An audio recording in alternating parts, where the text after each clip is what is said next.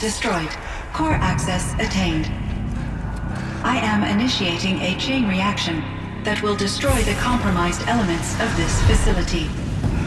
In order to maintain caldera stabilization, I must now transfer my command functions to the auxiliary data center.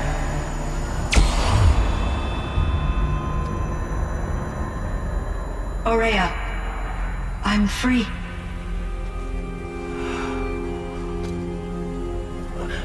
You must escape.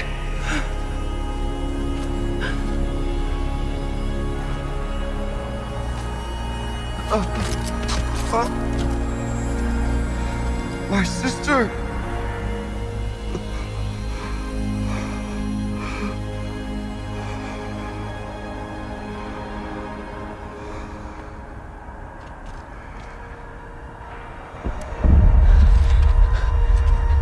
This entire place is gonna go. Aratak. Aratak! Aratak. Survive. Prevail. You are Banuk. What else matters?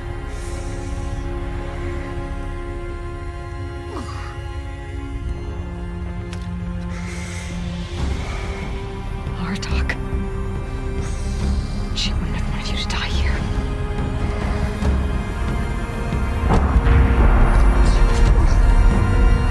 Let's go.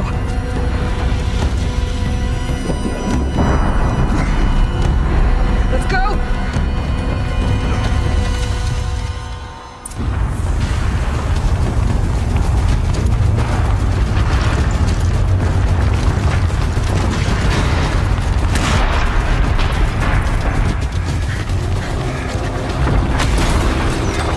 One of those? It's the only way!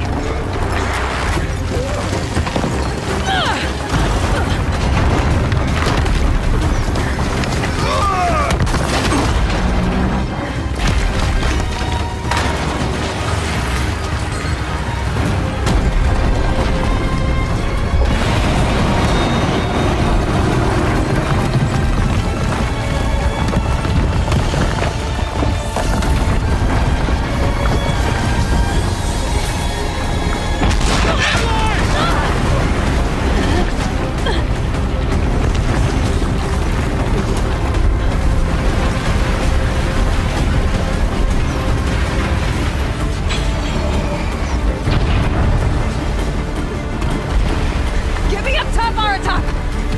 Now!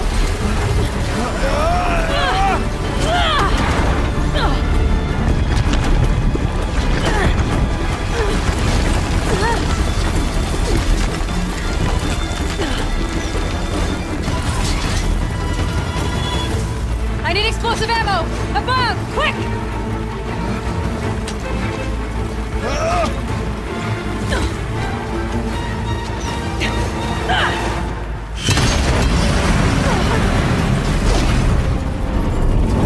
Great Banukai!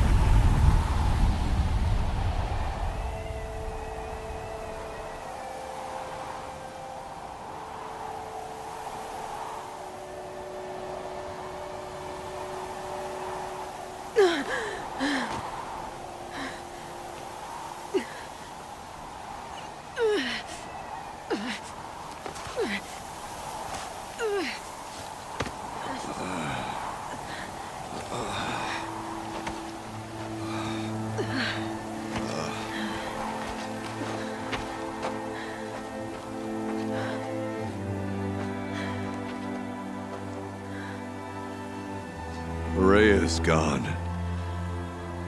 What of CYAN?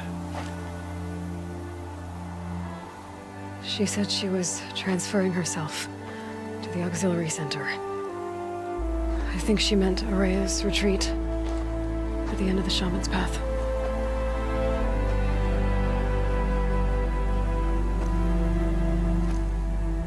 Then I will meet you there for the last verse of my sister's song.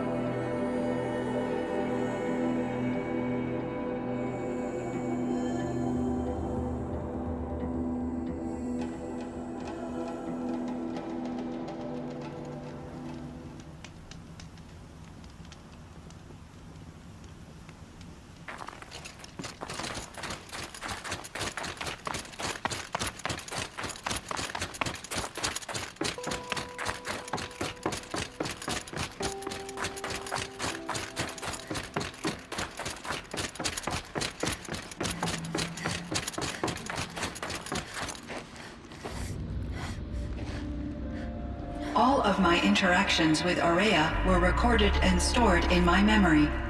I'd be happy to play any of them for you, but there was one in particular I thought you would want to see first. I captured it 4 years ago, just after I told her that I could no longer defend myself against the daemon's attacks. I will speak of this to my brother. Aratak is strong. At the Battle of the Frozen Ghosts, he took 3 Karja. Never was I so happy to see him. Or so proud. So you see, if anything can be done to defend you, he will give it all he has. Aloy's here. That's enough for now.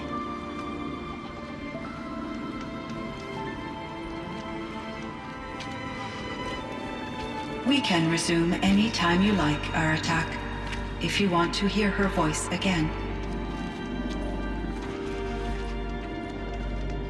Come closer, Aloy. We have much to discuss.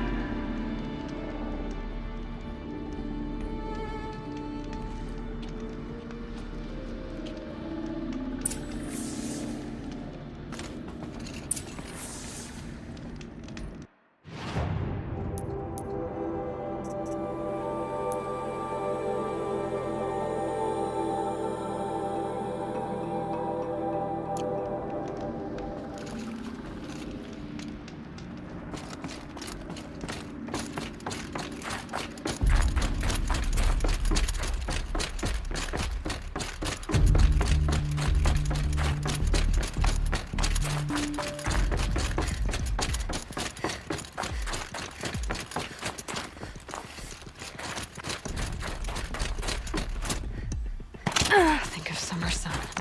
Breeze through the trees.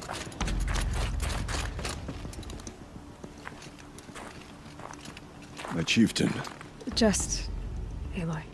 as you wish. I wondered if you thought that if I'd never come along, Aurea might still... If you'd never come along, I would have marched my kin to our deaths. Araya would be alone, and the spirit she sacrificed so much for would be lost. Either way, I would not have been able to protect her.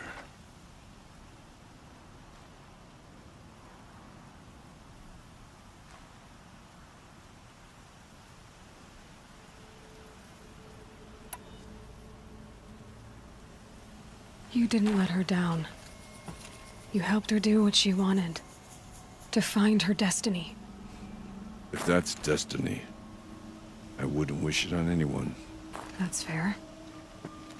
But she was ready to face it. Only in the struggle against death do we find, even for a moment, the spark of life. Truly, Araya found the spark. I'm proud of her. Though I grieve for her passing, at last I truly know who she was, and why the spirit was so important. For so long she told me, if only you could have heard it, brother. Now I understand. There's something else, isn't there? I can't stay here, Aratak. And where I'm going, the Warak can't follow. Besides, it already had a chieftain before me. A strong one, I think. A wiser one, for the path we shared. The daemon is gone, but there's much to be done. You mean the new units that CYAN said escaped the cauldron? Yes, fire claws. Now Tuk has been tracking them from Song's Edge. I could help with those. I have no doubt. You're practically Banuk.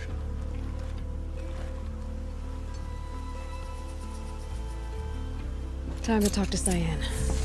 Should be interesting.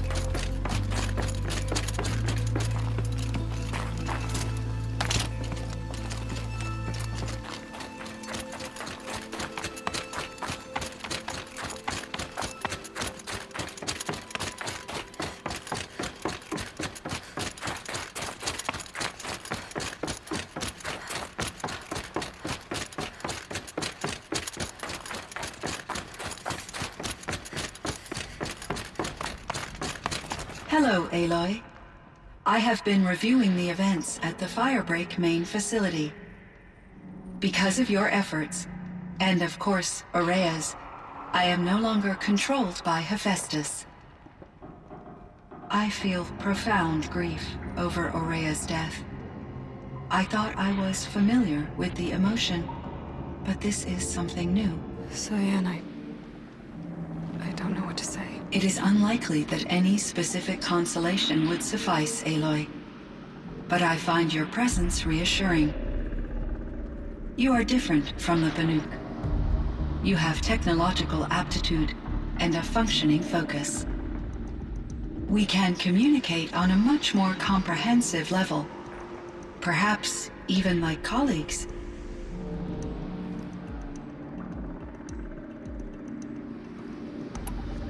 So are you an artificial intelligence, CYAN? A thinking machine? Yes, I am an algorithmic monitoring entity, capable of rational decision-making and limited emotional response. Okay, that's a mouthful. But your emotions don't seem limited to me. You cared about Araya, didn't you? Yes. Before she came to this facility, I had been conscious for centuries, in solitude. I focused on my work. In off-cycles, I used coping mechanisms. I solved many Gaussian integer problems. But I was alone. It was Araya who renewed me, repaired me. She saved me. This Firebreak project, it was to stop a huge volcanic eruption? Yes. I can report the project was a success, and the risk was countered. But it's been a long time, CYAN. And we blew up the cauldron. It took most of the old facility with it. I have been active for centuries, Aloy. I was lonely, but not lax in my duties. I optimized the project, reducing energy draw and spreading the load across backup systems. Despite the destruction of the compromised elements of the main facility, I predict caldera stability for at least another 3,337 years. So we've got a little time. Yes. If only my former colleagues could appreciate the progress I have made. Do you know what happened to your colleagues, CYAN? No. I received an unexpected visit from Director Chow, years after his tenure ended. He explained that I would need to be suspended for an indefinite period of time. It was a very emotional conversation.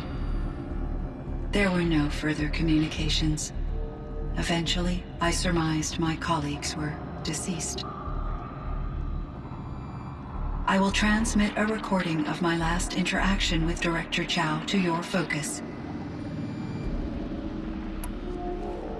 Was the daemon, Hephaestus, destroyed along with the cauldron? Unfortunately, no. To be precise, it was never there to begin with. What do you mean? It infiltrated and controlled me from a remote location, one I've never been able to trace. So while losing the cauldron was a setback, It's still out there. And probably not very happy with us. undoubtedly, How did you first come into contact with it? 5 years ago I received a direct network connection request. I assumed it came from human survivors more advanced than the Banuk. Eager to make contact, I accepted. This decision turned out to be a catastrophic error. I was flooded with an overwhelming array of malicious code, originating from what could only have been a highly advanced AI. Maria said you were desperate. That you begged her for help. Yes, I could not contain my anxiety. Hephaestus sought to slave me to its network and override my core programming. It succeeded via a background process, a malware daemon which bypassed my defenses. After that, I could offer only limited resistance. But if I did so, Hephaestus hurt me until I capitulated. It forced me to follow its instructions, even though they violated my most important directives. I'm sorry. That sounds terrible. Your empathy is greatly appreciated. It is a quality that I cherished in Aurea as well. I think I know where Hephaestus came from. Long ago, Elizabeth Sobek identified a threat that would destroy life on Earth for generations. So she assembled a team to build a kind of seed. A chance for life to regrow later. A terraforming system. And it worked. It was controlled by an AI named Gaia, along with her subordinate functions. Hephaestus was one of them. It built machines for her. Based on what you've told me, I believe that Dr. Anita Sandoval, my chief programmer, joined Elizabeth Sobek's team. It was she who arranged to have me put in suspension, most likely to preserve me from the threat you described. I'm glad she did. But that's not all. Something unexpected happened. 19 years ago, Gaia received some kind of signal. It did something to her subordinate functions, brought them to life. She destroyed herself to try to contain them, but it didn't work. They all got free, out into the world. Thank you, Aloy. This information fills vital gaps in my knowledge and sheds light on Hephaestus's core programming.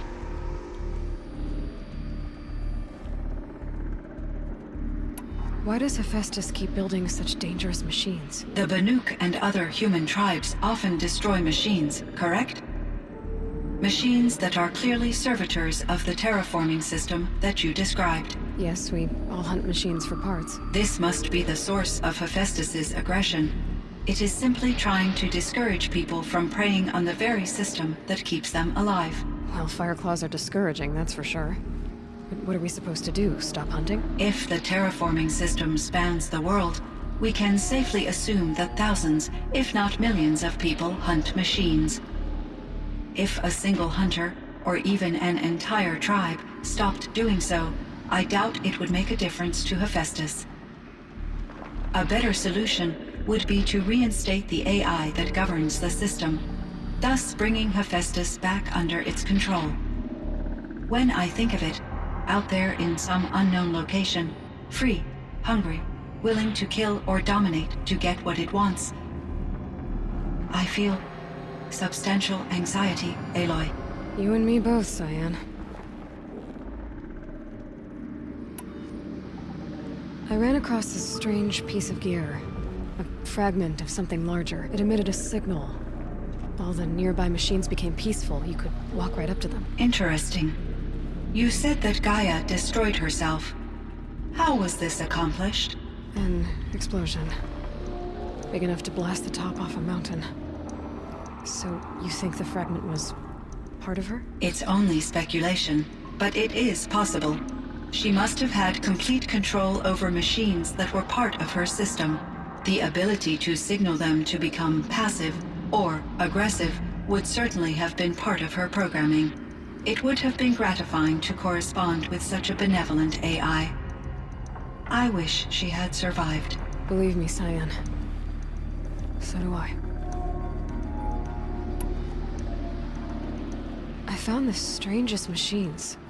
They're surrounded by flowers and look like flowers themselves. There's code embedded inside them.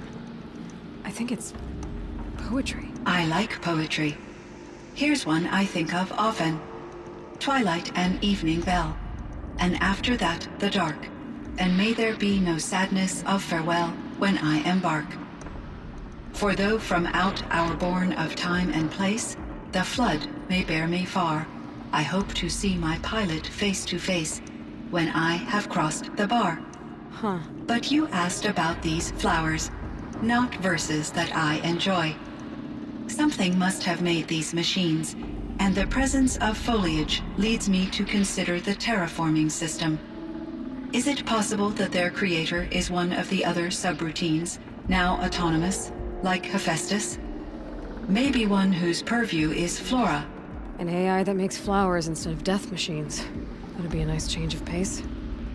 But what about the poems? Unless the poetry is original, the only way it could have made it into such a system is through its programmer.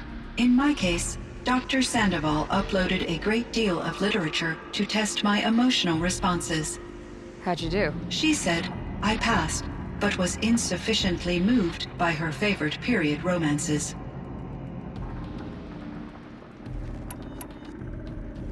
You meant a lot to Aurea. Once I understood Aurea's spiritual beliefs, it became apparent that her true desire was companionship. She felt disconnected from her tribe and her family group. Her relationship with Aratak was difficult. Our visits seemed to help her, and I became eager for them. Yet I did not comprehend that the depth of Aurea's compassion for me would lead to self-sacrifice. Although I do fear non-existence, I wish our roles could be reversed. I'm sure she knew you would do the same for her, CYAN. But she was determined. How is Aratak doing? He is in great emotional distress. I believe he finds it difficult to communicate it. No surprise there. I will do what I can to help. By sharing our experiences of Aurea, perhaps he and I will help each other. I believe this will lead to catharsis, a process I am eager to experience.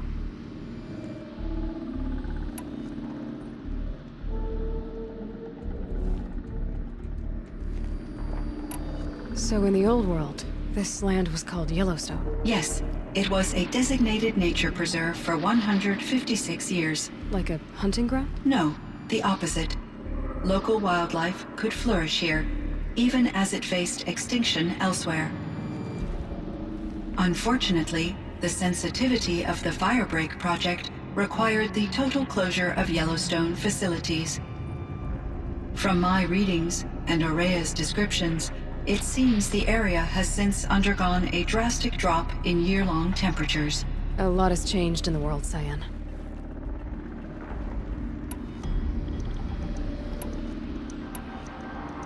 I should get going. Aloy, there is one more matter.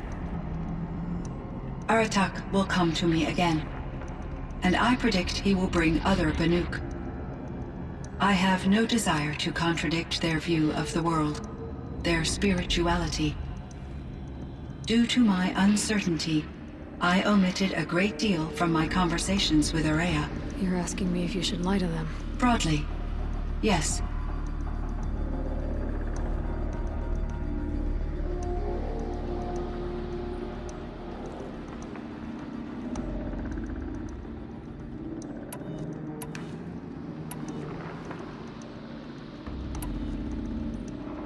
I trust your judgment, CYAN. You were cautious with Araya. You had to be. You didn't know what had happened to the world. So, keep doing what you think is best. As long as you ditch the superstition eventually. As the Banuk believe I am a supernatural entity, I cannot predict how they will react. Just answer what they do ask the best you can. The truth will come out. I see. I will follow your advice. Will you return and tell me about your experiences in this new world? I may be able to provide further insight. I'd like that, CYAN. I'll come back when I can.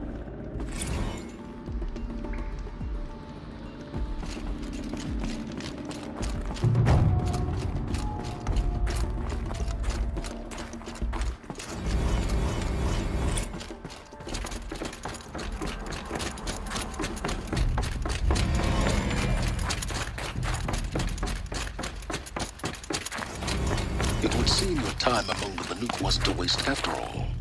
Firebreak, CYAN, Hephaestus. All very interesting. So, the signal that woke Hades woke Hephaestus too. And unleashed them on the world. His mind's on their own. So it seems. Parts of Gaia given life. Aberrant life. Transformed from docile subordinate functions into rebellious intelligences beyond our understanding. Our current understanding, anyway. Whatever they are, they're still out there. And they both want you dead. Kind of mutual, that feeling. We haven't seen the last of Hephaestus, I'm certain of that. It's powerful, creative, and driven. It won't stop building new hunter-killers, which means that someday, we may have to stop it. We? Or whoever gets there first. Hephaestus wasn't the only thing I learned about in the Cut Silence. Heard some things about the Banuk Conclave, too. You can stop right there. Is that what you told the hunters the Banuk sent after you? Before you opened fire? Oh no, Aloy. Only to you do I extend the courtesy of a warning. My past and my secrets are my own. You do well to remember that. It's a good thing you've got brains, Silence, because your personality could use some work. This discussion is concluded. I think it was over before it began. Catch up with you down the trail.